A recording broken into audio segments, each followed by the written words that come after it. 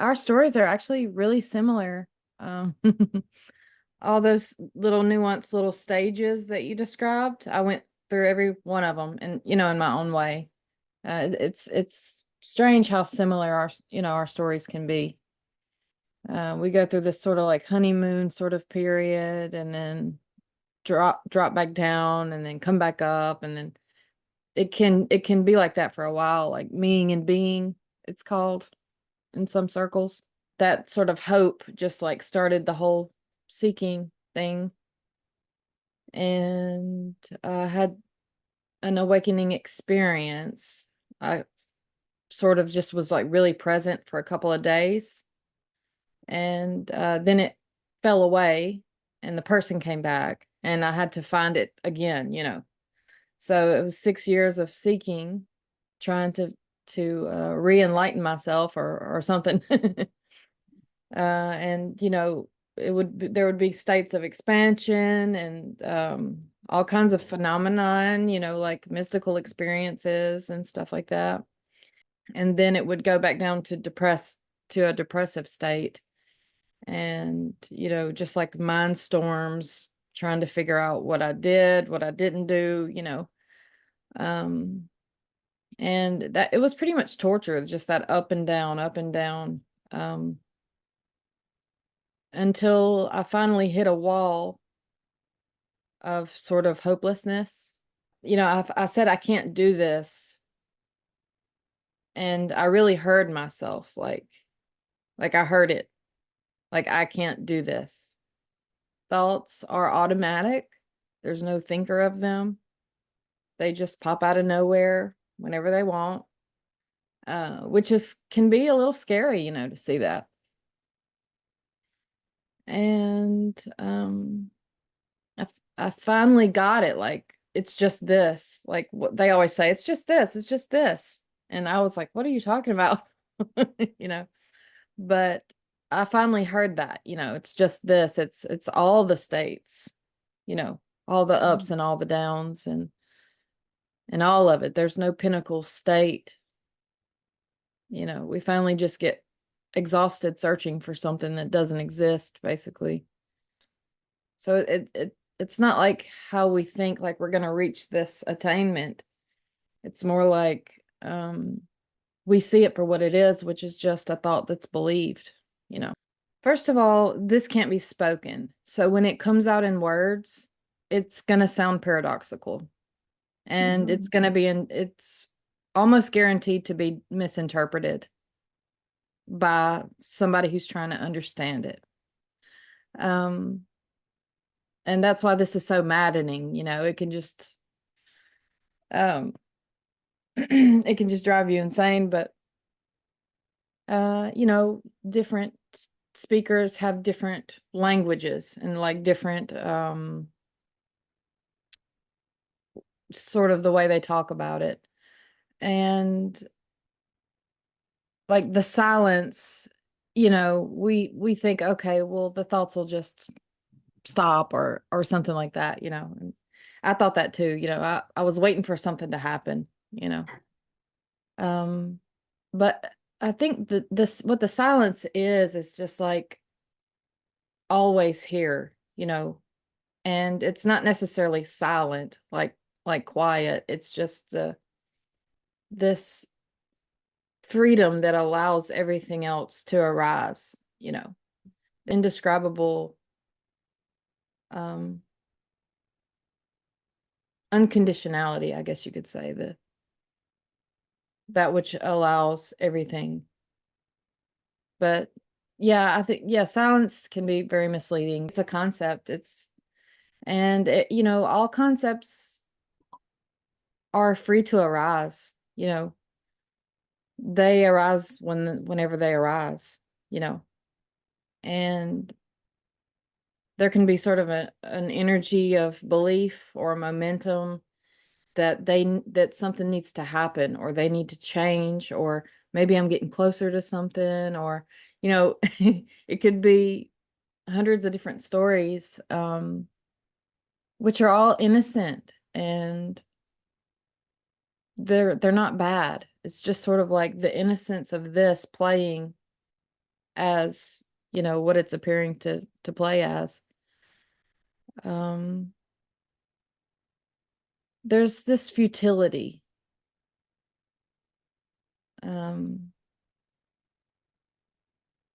That is avoided by us, and we go into disassociation. We go into fantasy and imagining another scenario or how it could be, you know. And we're sort of like in the conceptual space, you know, and there's nothing wrong with that. But we see that it's not that. This can also manifest as thoughts, and you know, so it's part of it, but it's innocently dissociating. It's deeply, deeply in our nervous system. You know, we're treated like free agents since we were little children and told you should do this, you should not do that, and you know, it it gets in our brain and our neural networks, and we believe it. You know, we believe that we are the manipulator, we're the controller, we can be better or something, you know, um and we're deeply, deeply afraid to be out of control, but we eventually see that we've never had control, you know, and that can be confusing when you're listening to different teachers and they're telling you, you need to do this, you need to do that. It's more like, well, anything can arise, you know, meditation can arise, inquiry practices, um, any emotion, any thought, anything can arise. And it it is that way, so there's no wrong with it. Like it just already is this. And it's so immediate that nothing can be done about it. So it doesn't matter what's thought about it, what feelings come up. It's still what it is. It's the alreadiness of this. It's just it's too fast to grasp. It's just popping out of nowhere, and there's nobody to manipulate it. So I was a hermit. That's how bad my anxiety was. I couldn't hold down a job. I was utterly afraid of people and a people pleaser. And it's just how my personality developed. Some people, it's just like sort of their coping mechanism. They put everybody else on a pedestal. They have self-loathing, and well, at least for me. And yeah, we just cope in that way. We blame ourselves, you know. It's like an inverse narcissism.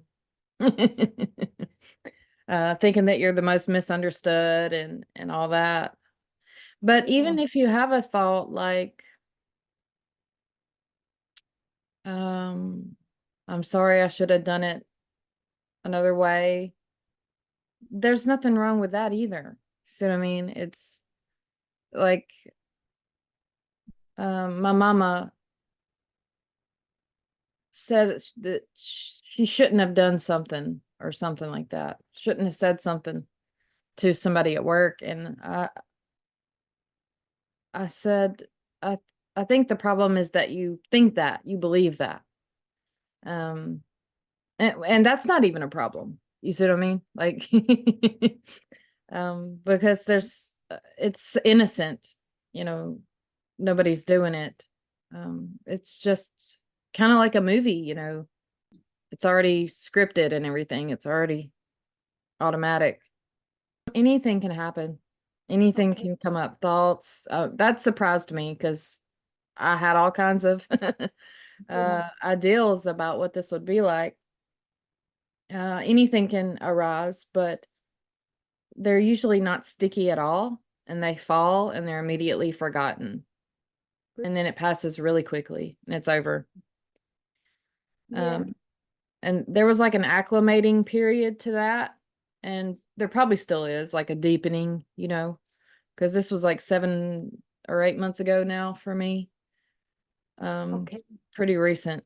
So yeah, it just surprises me how like there's no resistance to the resistance. You know, there's no resistance. So it's just very free. Yeah, it's just like a free flowed system. Yeah, not what I expected at all. But Okay. it's much better than I expected, because it's just it's like acceptance, but no one does it, and Yes. compassion, but no one does it. It just is sort of natural, like a season, you know. Yeah, faith. Um, here's why it's not like faith, because no one does it. So, but it was just naturally just seeing that no one is thinking the thoughts, and like really grokking it, like really seeing it, which isn't anything that I did, because I've looked for this for years, and I didn't see it until I saw it. It's Yeah, so and I really, simple, isn't it? it's It's like the mind doesn't like to feel bad, and it's trying to protect you, so it wants to pull you off away into this fantasy. Like, I should have mhm, done this, or maybe I can do this, or whatever it is. But that it is this too, it's never not this, so it doesn't change into now I'm a person again or anything like that. Like, you just see that it's always been this way. Like, this is all inclusive of all the states. And it's always constantly shifting, it's mm, very, very fleeting, um, very immediate. So when the mind relaxes and beliefs relax, time kind of changes, because you're not pulling time with you or trying to stretch it out with concepts. Um, mhm. and you're just more and more okay with whatever is now. So uh it can change how time is experienced. Uh like time flies when you're having fun kind of thing. It's kind of like that. Yeah. It's almost overwhelming how much everything is so even. Like Mm, there's literally no right and wrong.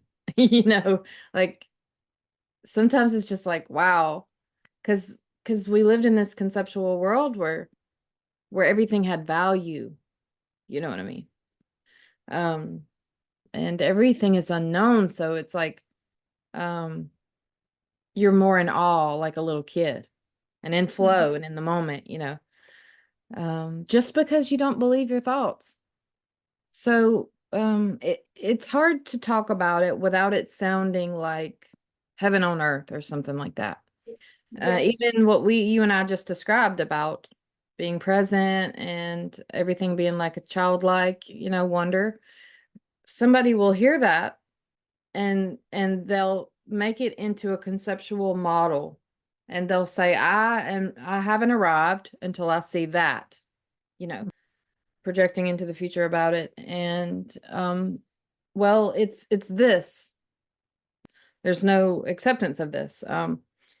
Even though you're not doing it, there's no you to do it. It's just sort of like what's happening. You know what I mean?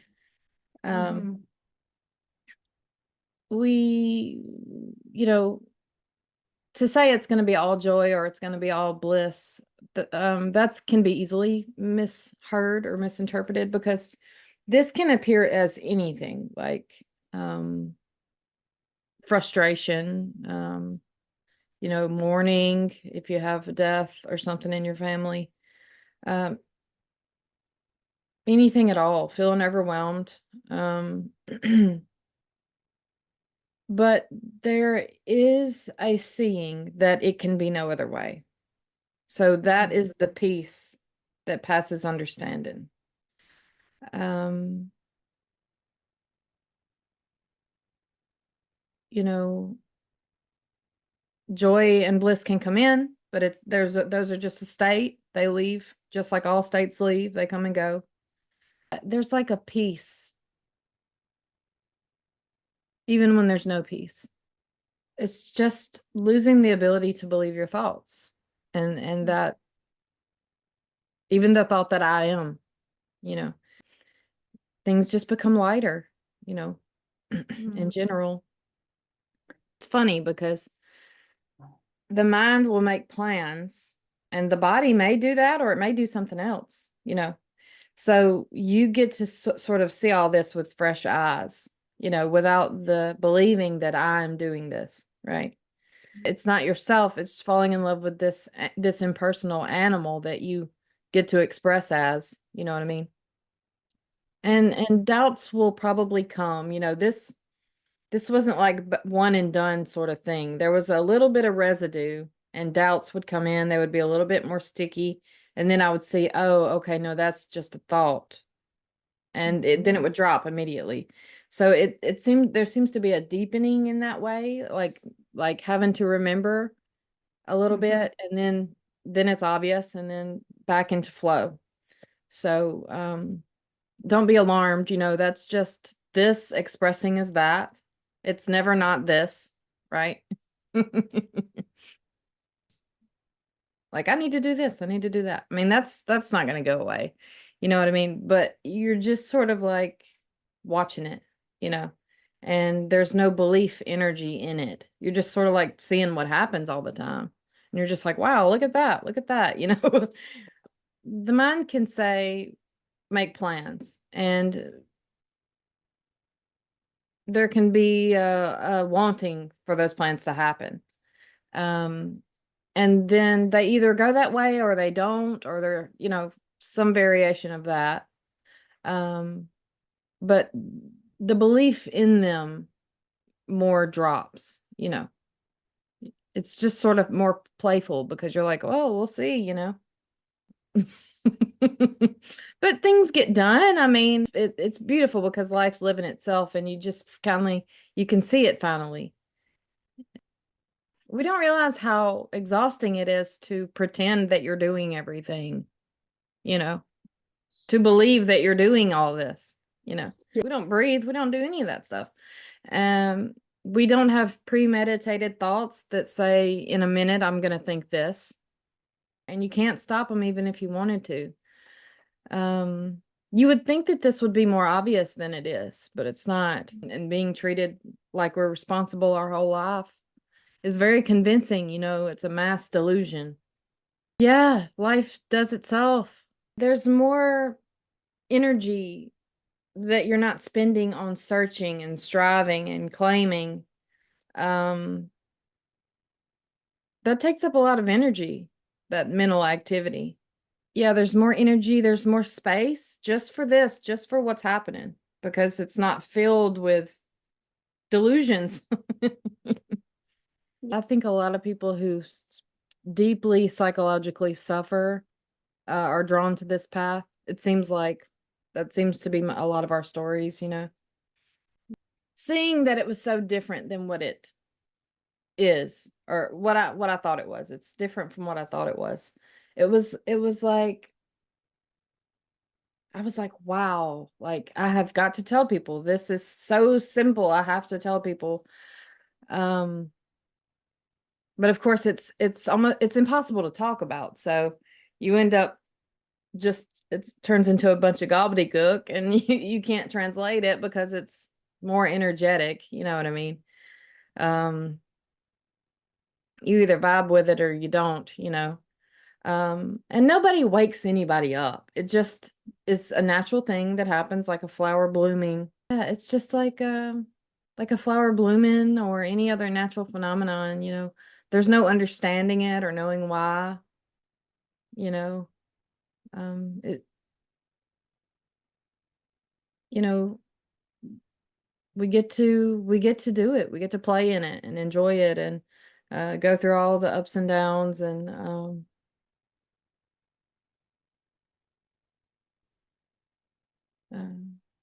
yeah, I just am passionate and I like to talk about it, even though it's futile. It turns into pure innocent expression.